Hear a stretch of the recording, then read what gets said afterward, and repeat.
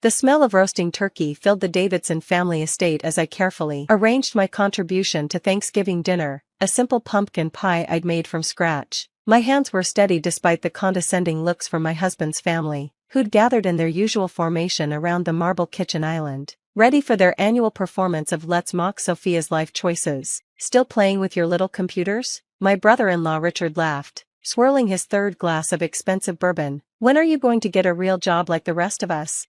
I smiled politely, the same practiced smile I'd perfected over 7 years of marriage to James. Richard was the family's golden boy, a corporate lawyer who never missed an opportunity to remind everyone about his partnership at Fletcher Associates. His wife, Patricia, nodded along, her diamond tennis bracelet catching the light as she gestured dismissively toward me.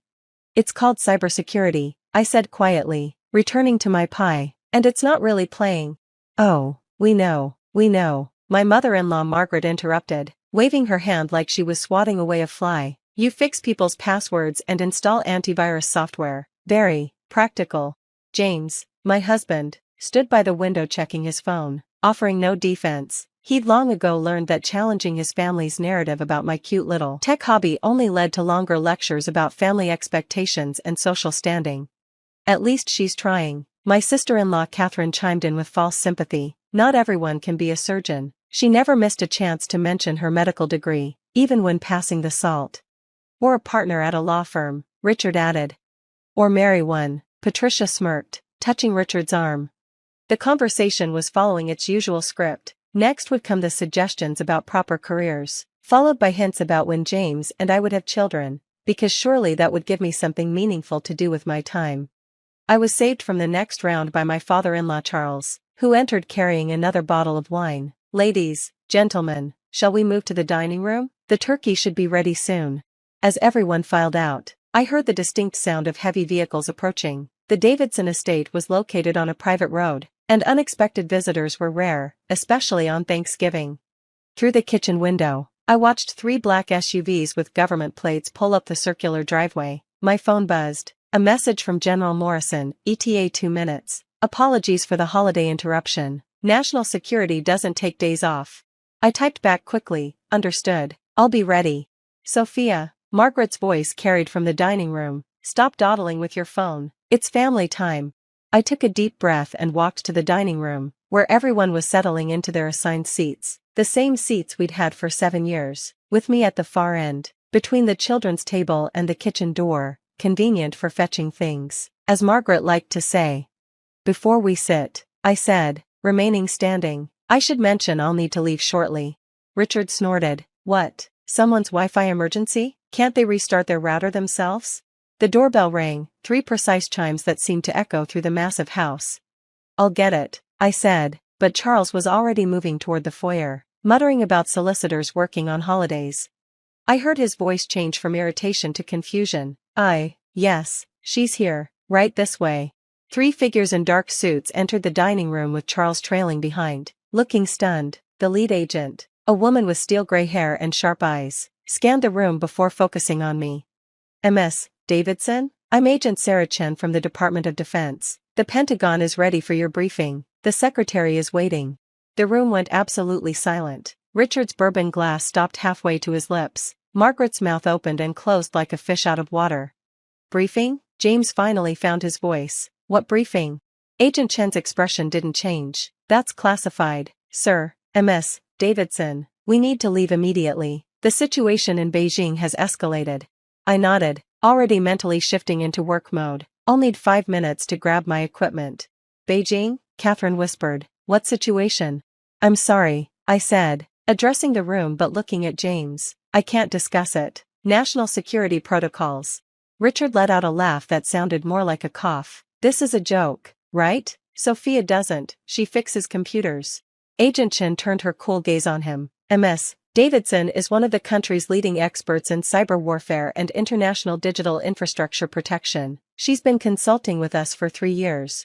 3 years? James stood up, his face a mixture of confusion and something that might have been hurt. Sophia? I met his eyes. You never asked what I actually did. None of you did, you just assumed. The equipment. Ms. Davidson? Agent Chen prompted. In my car, I replied, the briefcase in the trunk. She nodded to one of the other agents, who immediately left, presumably to retrieve it. Patricia found her voice. But she makes $50,000 a year. She drives a Honda. Actually, I said, pulling on my coat, I charge the Department of Defense $5,000 per hour for emergency consultations, and I like my Honda. It's reliable. The turkey chose that moment to timerding in the kitchen, but nobody moved. $5,000 an hour? Richard's voice cracked. The corporate lawyer who loved to brag about his $500 hourly rate looked physically ill. The Beijing situation involves a potential breach of Allied defense networks, Agent Chen continued, clearly growing impatient. Ms. Davidson designed the protective protocols. She's the only one who can implement the countermeasures. Margaret sank into her chair. Protective protocols? I created an AI-driven defense system for NATO's digital infrastructure, I explained, checking my phone as updates flooded in. Someone's attempting to breach it. If they succeed, they'll have access to classified military communications across 30 countries. Your briefcase, ma'am, the agent returned, handing me the titanium case that contained my custom-built portable workstation. Thank you. I turned back to the stunned family. I'm sorry about dinner. This shouldn't take more than 8 or 9 hours. Save me some pie? 8 or 9 hours? James stepped forward. Sophia, what is happening? What haven't you told me?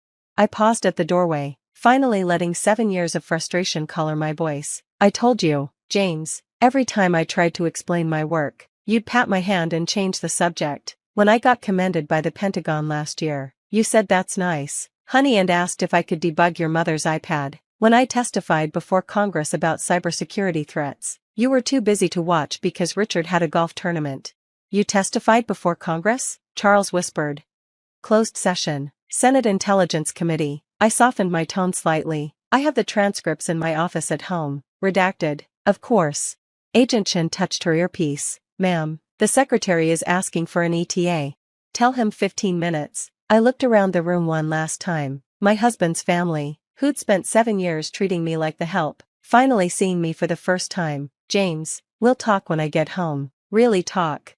Richard, apparently unable to process his world realigning, blurted out, but you can't just leave. It's Thanksgiving. Actually, Agent Chen interjected with the slightest hint of amusement. When national security is at stake, she can. She has alpha-level clearance. She could commandeer this entire house if necessary. That's when the turkey slid off Richard's plate, hitting the Persian rug with a wet thud. He didn't even notice. As I walked toward the door, Margaret called out weakly, When will you be back? When Beijing stops trying to start World War III, I replied, hopefully before the pie gets cold. The last thing I heard as the agents escorted me to the waiting SUV was Catherine's stunned voice. Did she just say World War III? The lead SUV's interior was a mobile command center, screens flickering with real-time data from around the globe. Agent Chen handed me a secure tablet as we pulled away from the estate. The breach attempt started 40 minutes ago, she briefed me. They're using a variant of the Shadowbyte code, but modified. Your prediction algorithms caught it, but barely. I was already analyzing the attack patterns. It's not Shadowbyte. It's something new. See these recursive loops? Someone's been studying our defenses. My fingers flew across the tablet, pulling up defensive protocols I'd designed but hoped never to use. We need to implement Cerberus immediately. The secretary wants options, Chen said. The secretary will get one option. Let me work. I plugged my briefcase system into the SUV's network, and get me a direct line to Admiral Foster at Cyber Command. If this is what I think it is, we have maybe 90 minutes before they crack the outer shell. As we sped toward the regional command center, I thought about the family I'd left behind, sitting in their dining room with cooling food and shattered assumptions. Part of me felt guilty for the dramatic exit, but a larger part felt free. 7 years of Sophia and her little computer hobby. 7 years of being excluded from conversations about important careers. 7 years of smiling while they dismissed my work as playing with passwords. My phone buzzed. A text from James. I'm sorry. I'm so sorry. Please be safe. We need to talk when you get home. Another from Richard. I didn't know. None of us knew. And surprisingly, one from Margaret. The news just interrupted programming. They're saying someone saved NATO. Was that you? I turned off the personal phone and focused on the screen showing cascading attack vectors across global defense networks. Someone in Beijing was trying to reshape the world's power structure with code and algorithms. They'd studied our defenses for months, maybe years. waiting for the perfect moment to strike. They'd chosen Thanksgiving, assuming American response would be slow. They hadn't counted on me already being angry and ready to fight. "Ma'am?" Agent Chen noticed my expression. "Everything all right?" "Perfect," I said, as my fingers danced across keyboards and the first of my countermeasures deployed. "Let's save the world, I have pie waiting." By the time we reached the command center, I'd already isolated the breach attempt and began implementing countermeasures. The attack was sophisticated, whoever designed it had intimate knowledge of our defense protocols. That narrowed the suspects considerably. Inside the command center, General Morrison waited with his staff. The main screen showed a world map lit up like a Christmas tree, red dots indicating attempted breaches across Allied networks. "Davidson," he greeted me with visible relief. "Thank God. How bad is it?"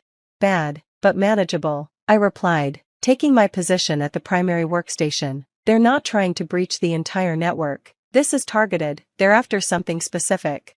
"What?" I pulled up the attack algorithms, highlighting the pattern everyone else had missed. "The submarine communication protocols. They're trying to access our submarine fleet positions."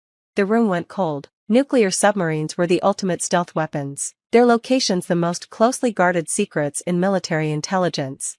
"Can they do it?" Morrison asked quietly. "Not if I can help it." I initiated Cerberus, my most aggressive defensive protocol. "But General, this isn't random. Someone leaked our infrastructure map. This attack knows exactly where to hit." The next 4 hours were a blur of code, countermeasures, and digital warfare. Every time I blocked an attack vector, 3 more appeared. Whoever was on the other side was good, very good. But they'd made one mistake: they'd studied our old defenses, not anticipating the upgrades I'd implemented just 2 weeks ago.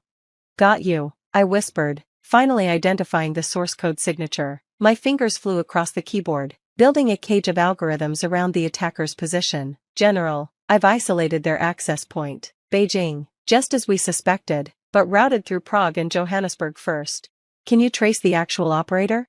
"Already did." I pulled up the data, "and you're not going to like it. The code signature matches Chen Wei. He used to work for us. Cyber Command, left 2 years ago." Morrison's face darkened. "I remember him. Said he could make more money in private sector. Looks like he found a different employer." I initiated the final lockdown sequence. "But here's the good news. I just trapped him in his own code. He can't withdraw without revealing his entire network." "Do it." I executed the trap. Within seconds, data flooded our screens, not just the current attack, but months of preparation, financial transfers, and most importantly, the names of everyone involved. "Sir," one of the analysts called out, "State Department is going to want to see this. We've got government officials, tech executives. This is huge." I leaned back in my chair for the first time in hours, exhaustion hitting me like a wave. "The submarine protocols are secure. I patched the vulnerabilities and added new encryption layers. It'll take them years to even attempt another breach." Morrison placed a hand on my shoulder. "Outstanding work, Davidson. The president will want to thank you personally. Maybe after Thanksgiving dinner?" I managed a tired smile. "I did promise to be home for pie."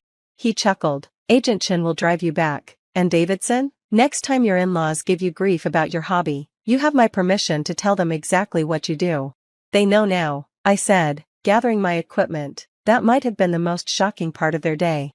The ride back was quieter, dawn breaking over the horizon as we approached the Davidson estate. The other SUVs had stayed behind, but Chen insisted on escorting me to the door. "Thank you," I told her as we pulled up, "for the dramatic entrance. You didn't have to mention the clearance level." She smiled, the first human expression I'd seen from her. "My sister-in-law is a corporate lawyer too. I understand the frustration." The house was quiet as I entered, but not empty. James sat in the living room, still in his Thanksgiving clothes, surrounded by tablets and printouts. He looked up as I came in, his face a mixture of awe and shame. "I've been reading," he said quietly, "everything I could find. The congressional testimony, the Pentagon commendations, the papers you've published. Sophia, I'm an idiot." I sat beside him, exhaustion making me more honest than usual. "You're not an idiot, you just never saw me. None of you did." "Mom's been crying," he admitted. "Richard threw up, twice. Catherine called her hospital to verify that cybersecurity experts can really make that much money. And my father, he's been in his study reading about cyber warfare for hours." "And you?" He took my hand. "I'm trying to understand how I missed this. How I lived with you for 7 years and never realized I was married to a genius who protects our country. You never asked, I said simply. Every time I tried to tell you, someone would interrupt with a story about their real job, and you'd let them. I know, God, I know. He squeezed my hand. I failed you, we all did, but if you'll let me, I'd like to actually know you now, the real you. I was too tired to have this conversation properly, but something in his voice gave me hope. The real me needs sleep. And pie, is there any left? Mom saved you 3 pieces, and the entire turkey. No one had much appetite after you left. He paused. Sophia? That thing about World War III. Prevented, I assured him. For now, that's what I do, James. I prevent digital wars that could become real wars. I protect infrastructure that keeps millions safe. I'm not playing with computers, I'm playing chess with people who want to destroy our way of life. He nodded slowly. And you're winning? So far. I stood, heading for the kitchen and that promised pie, but it's exhausting doing it while people pat me on the head and ask when I'm getting a real job. That stops now, he said firmly. No more condescension, no more assumptions. I want to know everything, what you do, how you do it, why you chose this career, everything. I found the pie in the refrigerator, along with a note from Margaret. I'm sorry, we're all sorry, please forgive us, Mom. It's a start, I told James, who'd followed me into the kitchen. But respect isn't just about knowing what I do, it's about valuing who I am. I know, and I want to learn. He watched as I cut a generous slice of pie. Can I ask one thing? Why didn't you tell us sooner? Why let us think? I took a bite of pie, considering my answer, because I shouldn't have had to prove my worth with clearance levels and hourly rates. My work should have mattered because it mattered to me, not because it impresses others. He absorbed that quietly while I ate. Finally, he asked, what happens now? Now? I smiled tiredly. Now I finish this pie, sleep for 12 hours, and tomorrow we have that talk, the real one, where you listen instead of assuming, where your family sees me as a person, not just an extension of you. And if they can't?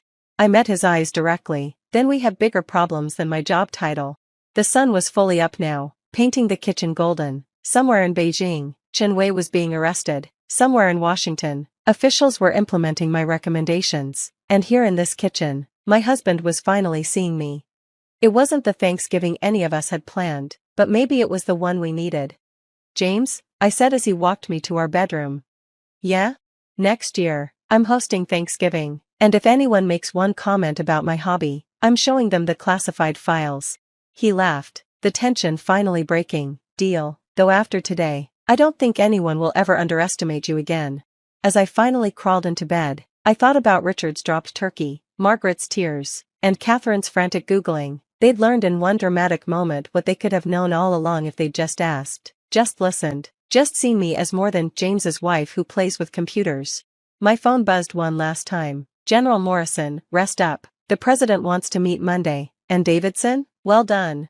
I turned off the phone and closed my eyes. Somewhere, my algorithms were still protecting the world, but for now, I was just Sophia Davidson, tired woman who'd saved the world and made it home for pie. And that was enough.